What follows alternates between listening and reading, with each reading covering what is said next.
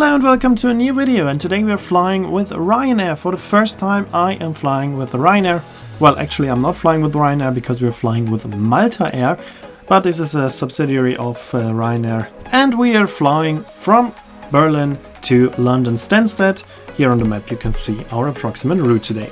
We're starting very early in the morning, and as Ryanair is a low-cost carrier, we have to go to Terminal 2. Unfortunately, at the brand new airport of Berlin, there is no covered connection between Terminal 1 and 2, so you have to walk outside, but the terminal itself is quite okay. Got a big duty-free store and the possibility to wait for your flight. And here we can see our plane today, and as you can see it's completely branded as Ryanair, so for the passenger there's no difference between Malta Air and Ryanair. We are now boarding the plane via the plane's own stairs. Ryanair is using own stairs on their planes to save a bit of money. As you know, with Ryanair everything is about saving money, but let's take a look how bad it actually is inside. And as you can see, the seat pitch is surprisingly big. So I was very surprised by this because I was expecting a tiny seat pitch, but this is like standard in Europe. Even Lufthansa is not having a bigger seat pitch, and I've seen planes with much less space. So actually I was surprised quite in a positive way by that plane, which I will tell you more about later on. As Ryanair is also all about being on time, as that saves money, we started a bit earlier, and here we are already on our way to the runway. And now we can take a look at the takeoff and listen to the sound of the plane.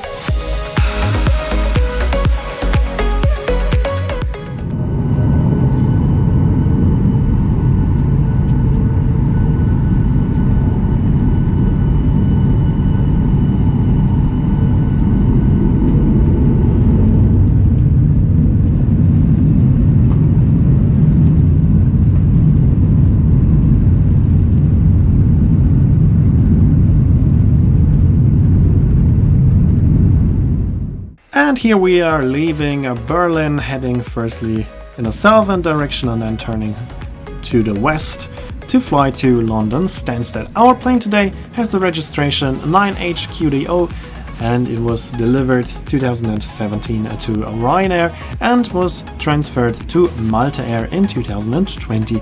As you can see, the livery and the interior is 100% Ryanair, and that is obviously because the plane was built for Ryanair, so there was no need to change anything with it, as Malta Air is 100% part of Ryanair. So for the passenger there is no difference at all between those two airlines, as Malta Air is only operating this flight in behalf of Ryanair. Obviously there is no service on board, as you might expect from Ryanair. If you want to buy something you have to pay for it. All food, drinks, souvenirs of course only to be bought on board, nothing is included. And if you're flying Ryanair, you have to be very careful when you're booking the flight, as for example the typical hand luggage is not included. It's just a very small piece of hand luggage included in some fares, so if you want to bring a standard size hand luggage you need to pay extra or book a different fare. So please just be very careful when you book and read everything, and then you will be fine with Ryanair.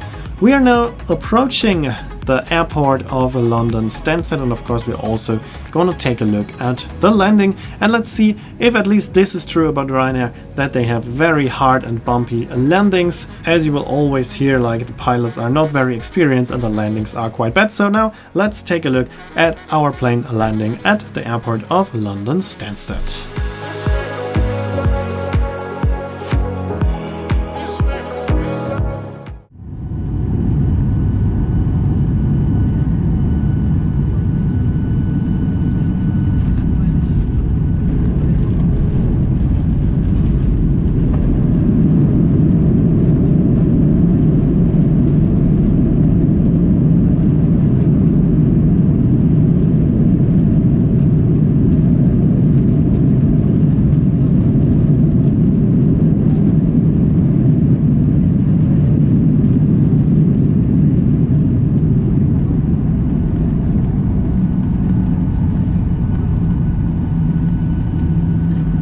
So as you can see, also this cliche about Ryanair was not true, at least on our flight. It was a very nice landing. The cabin crew was also nice and friendly, and we arrived on time the flight was nice, the seat pitch was fine, and yeah, I was very surprised because I had very low expectations about Ryanair, but actually on this flight there was no big difference to any other airline in Germany on short flights like this.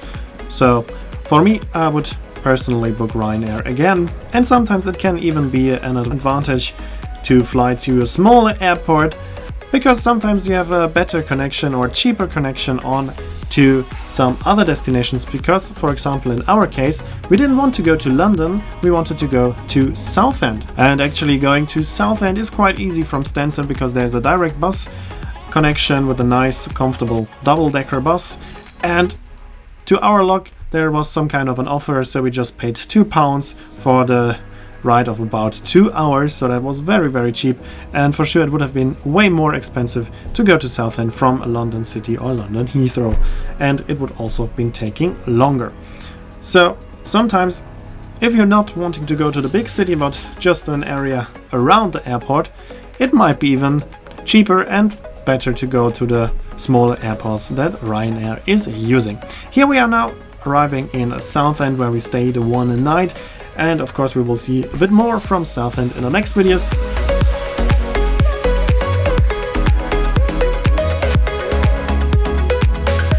That was it for this video. I hope it was interesting for you. Here you can see the name of the song and when the next video will be uploaded. As always, I'd like to say thanks for watching. Hope you enjoyed this video, and if you did, please consider to comment, like, subscribe or share the video link, and I hope to see you in my next video.